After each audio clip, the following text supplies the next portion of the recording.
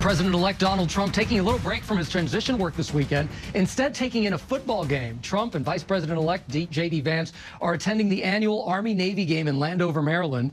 And their guest at the game will be Daniel Penny, who was just acquitted of criminally negligent homicide in the chokehold death of a man on a New York City subway car. ABC's Molly Nagel joins us now live from Washington with more on this. Molly, thank you so much for joining us. Let's start out with that Army-Navy game. What more do we know about Trump and Vance bringing Penny with them to the game? Yeah, we know that J.D. Vance extended this invitation to Penny on Twitter. He said that he wants Penny to have fun and to, quote, appreciate how much his fellow citizens appreciate his courage. Now, we know that Vance was quite outspoken about this case, saying that justice was served shortly after that acquittal was announced. But we also know that there are going to be other guests at this game. Mike Johnson, the Speaker of the House, is going to be there, as well as Pete Hegseth, Donald Trump's pick for Defense Secretary, and Florida Governor Ron DeSantis, who was floated as a possible replacement to Hegseth if his nomination were not to make it through the Senate. So I think a lot of eyes will be on the political players at the game as well as the football players. Molly, let's talk about RFK Jr. now, because that's obviously Trump's pick to lead the Department of Health and Human Services, expected to start making the rounds on Capitol Hill next week. Now we're learning that Kennedy's personal lawyer, once lobbied the FDA to revoke approval of the polio vaccine.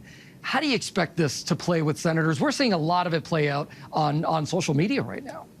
Yeah, and we're already seeing bipartisan pushback on this on Capitol Hill. We're seeing Senate Minority Leader Mitch McConnell come out with a pretty strongly worded statement. He himself is a survivor of polio, and he talked about how a life free of paralysis was only an option for him after the age of 2 through medicine and a mother's love. But for so many people after him, it was this vaccine that made that possible. And he issued a very stern warning. He said efforts to undermine public confidence in this are not only uninformed, they are dangerous. And he warned directly, anybody who is seeking the Senate's consent to serve in the upcoming administration would do well to steer clear of even the appearance of association with such efforts. So clearly a strong warning to RFK Jr. to take this into consideration as he tries to make his way through the Senate confirmation process.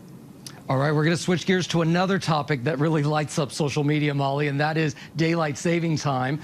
Trump says he's in favor of eliminating daylight saving time. Congress, of course, has kicked this idea around in the past. But, I don't recall anyone in the Oval, or in this case, the president-elect, actually having support for it.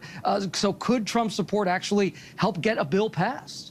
Well, yeah, we have seen this effort undertaken on Capitol Hill a number of times. It hasn't quite made it all the way through. So it is possible that Donald Trump, could use his power of the Oval Office to finally get this through. We also know that there is some medical evidence that not switching back and forth between this could be beneficial to folks. So I think this is one we're going to keep an eye on. I think a lot of people might be in favor of this.